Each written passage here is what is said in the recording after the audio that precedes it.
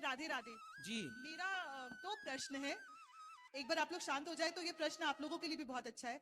अभी इन्होंने राम राज्य के बारे में बात करा, राजा राम के बारे में आपने बोला, अयोध्या के बारे में बोला। मेरा एक सिंपल सा क्वेश्चन है। राजा राम को हम लोग मर्यादा पुरुषोत्तम बोलते हैं, जो पुरुषों में उत्तम। मेरे हिसाब से वो एक बहुत अच्छे बेटे थे। माता कैकेयी ने बोला 14 साल का वनवास चले जाओ, चले गए। भरत को राजगद्दी दे दो, उन्होंने स्वीकृति दे दी।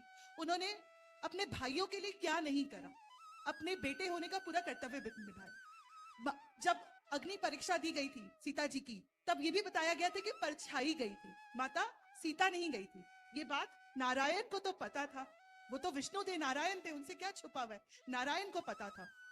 धोबी के बात पे एक राजा ने अपनी पत्नी को छोड़ दिया। मैं ये स्वीकार करती हूँ, उस समय माता सीता का निकल जाना उस राज्य के लिए भला था, भलाई थी। लेकिन राजा राम को तो सब पता था। सोने की सीता बना करके उन्होंने अश्वमेध यज्ञ किया, ये सब भी हम लोगों ने पढ़ा हुआ है, हम सब जानते हैं। उसके बाद जो उनके गुरुदेव थे, जिनके आश्रम में वो रहकर आई थी, जहां पे लवकुश हुए, वो लवकुश से उन्होंने युद्ध लड़ा और उनको ये पता चल गया कि ये दो संतान जो है वो मेरी ही है, नारायण है, उनसे क्या छुपा हुआ है। तो जब नारायण को सब पता है, नारायण सब जानते हैं, हनुमान जी साक्षात वहां पे, लक्ष्मण भरत शत्रुघ्न सब जानते हैं। उन्होंने आके अयोध्या में राम लीला, राम राज्य, सबका पूरा संपूर्ण व्यथा पूरा सुनाया। आ करके वाल्मीकि जी के कहने पर कि सीता निर्दोष है, सीता का कोई दोष नहीं है, भगवान ने उनसे दोबारा से ऐसा क्यों बोला कि आके तुम सबके सामने बोलोगी तो ही मैं तुम्हें अपनी पत्नी होने का स्वीकृति दूंगा।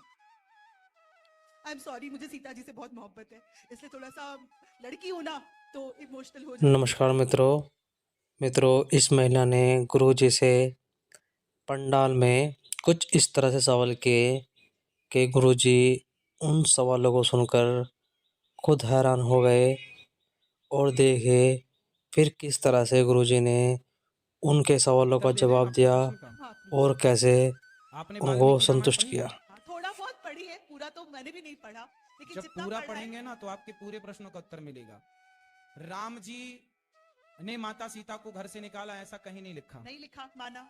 फिर दोष किसका है? सीता माँ सीता के जी का, वनवास में। सीता जी चली गई लक्ष्मण को बोल करके चलो चलते, ये मुझे पता है। फिर बात पे उन्होंने क्यों बोला कि तुम आकर के सबके सामने बोलोगी तो ही मैं तुम्हें पत्नी स्वीकृति ना दूंगा। आपका प्रश्न ही गलत। तो आप सही करिए ना। पहला तो आप ये समझ लो कि सीता माँ स्वयं बोली थी राम जी से कि मुझे अपने बच्चों को जंगल में ऋषि मुनियों के पास जन्म देना है। जब सीता माँ गर्भवती हुई तो सीता माँ जब गर्भवती हुई तो राम जी को पता लगा, तो राम जी ने पूछा कि सीता तुम गर्भवती हो, बताओ मैं तुम्हें क्या गिफ्ट दूं, क्या दूं तुम्हारी खुशी के लिए। तो सीता माँ ने कहा कि मैं अपने पुत्रों को संतों के पास जन्म देना चाहती हूं ताकि संतों का वातावरण मिले तो मेरे बच्चों के संगति अच्छी आए। संस्कार आए। ये माता सीता ने कहा। ये कहां लिखा है? वाल्मीकि रामायण। बिल्कुल लिखा है, मैंने तो पढ़ा है। सीता माँ के वनवास जाने में इच्छा किसकी थी? सीता माता की। ये तो हो गया। अब जब सीता माँ ने बच्चों को जन्म दे दिया तो जब अंत में सीता जी आई, वाल्मीकि जी लेके आए और वहां पर सभा लगी और राम जी खड़े हुए, राम जी थे और वहां सीता माँ आई। और सीता माँ जब आई तो राम जी ने ये कहा कि सीता आप ये बताओ क्या ये मेरे पुत्र हैं, तुम मेरी पत्नी हो? ऐसा नहीं सवाल था। सवाल ये था कि क्या ये लवकुश कह रहे हैं कि मैं आपका बेटा हूं? अब कोई भी यहां बालक खड़ा होके कह दे कि मैं आपका बेटा हूं तो भाई उसकी अपनी पत्नी से ना पूछा जाएगा। तो राम जी ने सीता से पूछा कि क्या ये मेरे पुत्र हैं? तो वहां सीता मां ने कहा हाँ रघुनंदन, ये मेरे पुत्र हैं। और मैं, हे पृथ्वी माता, यदि ये पुत्र राम के हों, हे आकाश, हे देवताओं को साक्षी मानकर माता सीता ने कहा कि यदि ये दोनों पुत्र मेरे हों और राम के दोनों पुत्र हों, राम के सिवा मैंने स्वप्न में किसी पर पुरुष का स्पर्श और चिंतन ना किया हो, तो हे पृथ्वी माता मुझे स्थान दे दो। उसी क्षण पृथ्वी फट गई और माता सीता पृथ्वी में समा गई। उस समय राम जी यदि लवकुश को स्वीकार कर लेते और सीता मां से ना पूछते तो आज सवाल खड़ा होता कि आपके पुत्र हैं, इसका प्रमाण क्या था? समाज पूछती। राम को सीता से संदेह नहीं था, राम को सीता मां पर डाउट होता तो राम जी उसी दिन वनवास भेज देते जिस दिन रावण के घर से आए हैं। फिर गर्भवती क्यों हो गई? इसका मतलब यह हुआ कि सीता मां पर राम जी को कोई संदेह नहीं था, लवकुश पर भी डाउट नहीं था, पर एक बार पूछना जरूरी था। समाज को संदेह था तो समाज के संदेह को क्लियर किया। जी इतनी सी बात पे क्या माता सीता अपनी माता को बुला करके वापस चली जाएंगी? इतनी सी बात पे? क्योंकि वो लीला पूरी हो रही थी। आप समझो, राम जी आए थे अपनी लीला करने। राम जी धरती पर कितने वर्ष रहे बताओ? रहे उन्होंने अपने बाद अपने पिता का 11,000 वर्ष तक। और जब सीता माँ धरती पर समाई उस समय राम जी के 11,000 वर्ष की लीला पूरी हो चुकी थी। अब वो लीला पूरी थी तो जाना था, वो लीला थी। उसके बाद पिता की दी हुई आयु दशरथ जी पूर्ण की की थी। वो 2,000 वर्ष वो पूरी की। हाँ, ये मुझे पता है कि उन्होंने अपने पिता की, तभी काल आए थे और उनसे पूछा था कि अभी भी रुकना है कि फिर चले सोचो, वापस? आप तो ये भी सवाल कर सकती हैं कि लक्ष्मण जी तो साथ में रहते थे, अंत में लक्ष्मण जी को भी त्याग दिया था राम जी। वो तो मुझे पता है, हाँ, काल खुद ही तो वो त्याग नहीं था, एक्चुअली वो लीला पूरी हो रही थी, वो एक खत्म कर बहाना दिया। था। वो सीता माँ का जाना भी एक बहाना था। ठीक है, मेरा एक और प्रश्न है। आई एम सॉरी अगर तो आप आप इस सवाल से संतुष्ट हुई? थोड़ा प्रश्न थोड़ा, पूरा क्यों नहीं?